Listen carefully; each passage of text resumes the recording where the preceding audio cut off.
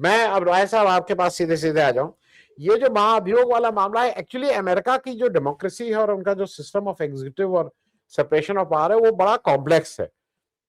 वहां पे प्रेसिडेंट साहब पहले किसी को अपॉइंट कर देते हैं, फिर उनकी जो संसद है या उनका जो सेनेट है उसको सैंक्शन करता है। एम्बेसडर का अपॉइंटमेंट हो जाता है, फिर वो वहां से उसको रेटिफाई करवाते हैं। अ, अभी जो स्थिति है उसमें ये बार बार हो रहा है कि दो दो स्ट्रॉन्ग ओपिनियन हो रहे हैं। एक तो सबको यह है कि ट्रम्प जो है वो बिजनेसमैन है, तो वो कोई भी चीज लेन देन की दृष्टि से देखते हैं, और उसके पीछे एक साइकोलॉजिकल कारण यह है कि ट्रम्प का ये सेकंड टर्म है, अब वो थर्ड टर्म नहीं, अमेरिका के कानून के हिसाब से वो केवल 2 ही टर्म रह सकते हैं। तो अब उनको इसकी फिक्र नहीं है कि मुझे इसके बाद वोट मिलेगा या नहीं मिलेगा, और वो कोई फुल टाइम पॉलिटिशियन भी नहीं है, मूल रूप से तो वो बिजनेसमैन ही है। अब तो बिजनेस वापस करने लगेंगे जो भी करें। दूसरा जो जो ज्यादा मुश्किल है कि ऐसे समय में वो पूरे वर्ल्ड वर्ल्ड ऑर्डर को नहीं, दुनिया की बहुत से स्टैब्लिश जो इंस्टीट्यूशंस थे उनको तहस नहस कर रहे हैं। करीब 66 ऐसे इंस्टीट्यूशन जो ग्लोबली वो रहते हैं, जिसमें बहुत से हैं, उन जी। इंस्टीट्यूशन से अमेरिका को वापस निकाल रहे हैं। पैसा दे, अपना सब्सक्रिप्शन या अपना जो भी उनका वो है वो देना बंद कर दे रहे हैं, और एक तरह से उस इंस्टीट्यूशन को खत्म करने की कोशिश में है। ये बात मैं इसलिए पूछ रहा हूं कि वहां के आज सुप्रीम कोर्ट का भी वहां था, वहां का सुप्रीम कोर्ट हमारे कोर्ट से फर्क है। वहां एक बार जज अपॉइंटेड फॉर लाइफ अपॉइंट हो जाता है जब तक वो इस्तीफा ना दे दे। तो ऐसे उसमें जो ट्रम्प जो भी कर रहे हैं वो अपने अपने देश जी। में कुछ उछल कूद करें, लेकिन उस उछल कूद का सबसे ज्यादा जो नुकसान हो रहा है वो भारत को हो रहा है, क्योंकि उन्होंने आइडेंटिफाई कर दिया कि दुनिया की 3 ताकतें हैं, अमेरिका, रशिया और चीन। ये खुद ही बोल रहे हैं बार बार, वो भारत उनकी गिनती में भी नहीं है। तो ऐसे में कभी कभी आपको ये नहीं लगता है कि ट्रम्प का चले जाने से या 1 2 3 साल और बिताने, मतलब लोग कह रहे हैं ना 2 3 साल और बचे हैं, 3 साल और बचे हैं, लेकिन तब तक बहुत नुकसान हो चुका होगा दुनिया का भी, भारत का भी। मैं इस पे एक टिप्पणी चाहता हूं, इनका महाअभियोग और इत्यादि इत्यादि।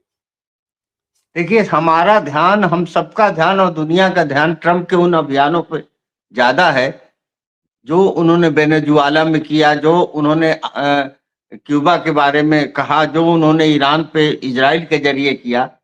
और यही ट्रम्प चाहते हैं, क्योंकि अमेरिका को ट्रम्प ने बिल्कुल मझधार में लाके छोड़ दिया और भयानक ऑफ अनप्रेसिडेंटेड क्राइसिस से अमेरिका इस समय गुजर रहा है। इतनी बड़ी बेरोजगारी अमेरिका ने कभी नहीं झेला जो ट्रम्प के नीतियों के कारण अमेरिका में आया। इतना बड़ा आर्थिक संकट और मंदी, इतना जबरदस्त जो है महंगाई, आपने देखा कि ये सारी चीजों का एक बहुत बड़े हिस्से को जोहरान ने, जो न्यूयॉर्क के इलेक्टेड गवर्नर हैं, उन्होंने किस तरह से खोला कि आज मकान किराए पर लेना, नौकरी करके परिवार चलाना एक अमेरिकन और एक इमिग्रेंट्स के लिए एक बहुत बड़ी चुनौती हो गई है। आपने देखा कि किस तरह से वहां का जो ट्रेडिशन है कि जब भारत वहां का राष्ट्रपति जीतता है तो वो जाता है कैथोलिक चर्च, जो चर्च है उसके बिशप से, उसके पास्टर से या उसके पादरी से वो आशीर्वाद लेने। वो लेडी पादरी ने किस तरह से खरी खोटी सुनाई ट्रम्प को, और ट्रम्प के बगल में जेडी वांस खड़े थे, एक तरफ उनकी बीवी खड़ी थी, मार्को रूबियो खड़े थे, और कैसे उन्होंने कहा कि आप एक हिंसक समाज बना रहे हैं। हमारे जो गाड़ियां चलाते हैं, हमारी जो खेती करते हैं, हमारे जो अनाज उगाते हैं, हमारे स्कूलों में जो ड्यूटी करते हैं, वो उतना ही अमेरिकन है जितने हम हैं, और उनको इमिग्रेंट्स करके आप उनको बाहर निकाल रहे हैं। ये most inhuman act of the history है। और कैसे वो सर झुकाए खड़े थे कैथोलिक पादरी के सामने, पास्टर के सामने, तो वो सर झुका के खड़े थे। लेकिन दुनिया के सामने वो ये शो करते हैं कि दुनिया की सबसे बड़ी महाशक्ति वही आज।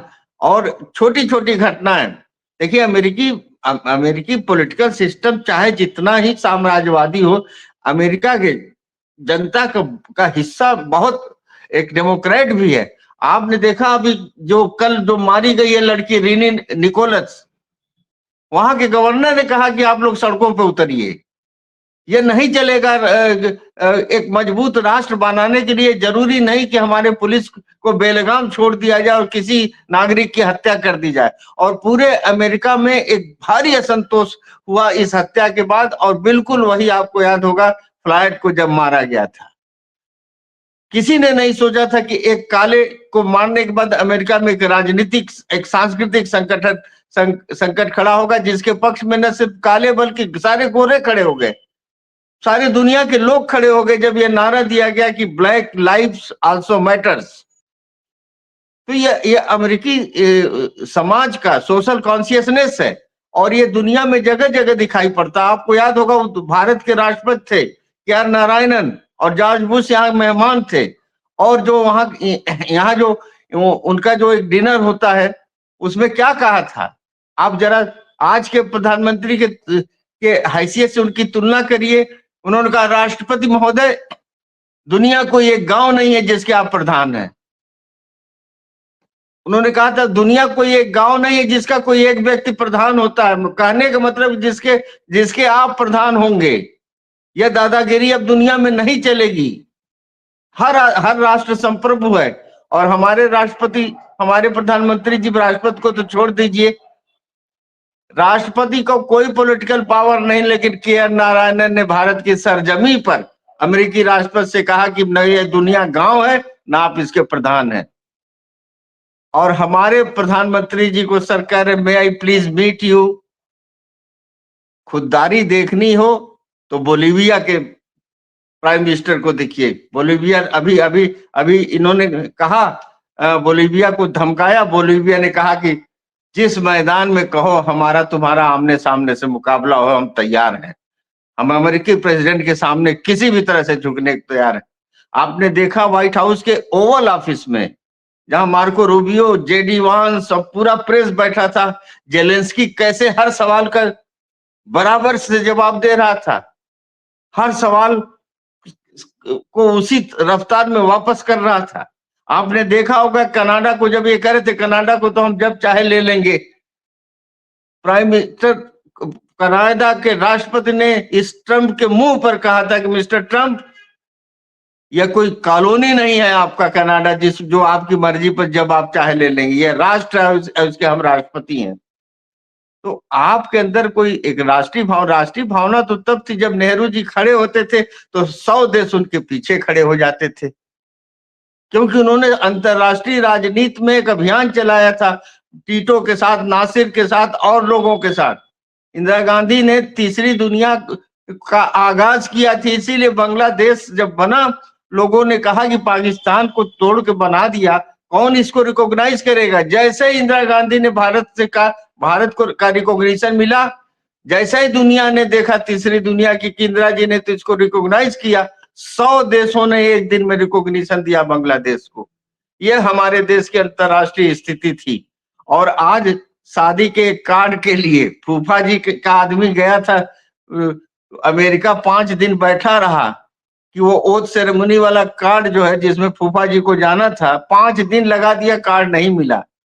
इतनी शर्मनाक स्थिति भारत की कर दी उस अमेरिका की। आपने देखा कि नहीं, अब न्यूयॉर्क को छोड़ दीजिए, अभी ये 2 राज्यों में, वर्जीनिया में और न्यू जर्सी में गवर्नरशिप हार गए।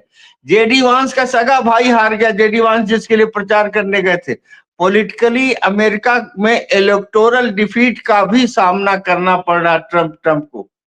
और वेनेजुएला से जिस तरह की आवाजें उठ रही हैं, जिस तरह से क्यूबन देश के लोग नारा लगा रहे हैं कि हम वेनेजुएला के लिए अपना खून देने के लिए तैयार हैं, और जिस तरह से दुनिया के वो तमाम लैटिन अमेरिकन देश जो अमेरिका के खिलाफ कई दशकों से लड़ रहे हैं, वो आप अमेरिका के पतन का वो एक इतिहास उन्होंने वेनेजुएला में जिस तरह से एक तानाशाही का रवैया अपनाया है, अमेरिका की जनता आपको याद होगा, सबको याद होगा कि वियतनाम में जब B-52 बम वर्षक इनके बम गिराने लगे और किसानों ने लकड़ी के बंदूकों से उन बम को गिरा पर को निशाना लगे, तो व्हाइट हाउस के सामने अमेरिकन स्त्रियां, अमेरिकन पीपल यूनिवर्सिटीज के लड़के प्रदर्शन कर रहे थे कि इस युद्ध को रोकिए, वियतनाम हमारा कोई दुश्मन नहीं, मोहम्मद अली वर्ल्ड का अनप्रेसिडेंट सबसे बड़ा बॉक्सर, उसको कहा कि आपको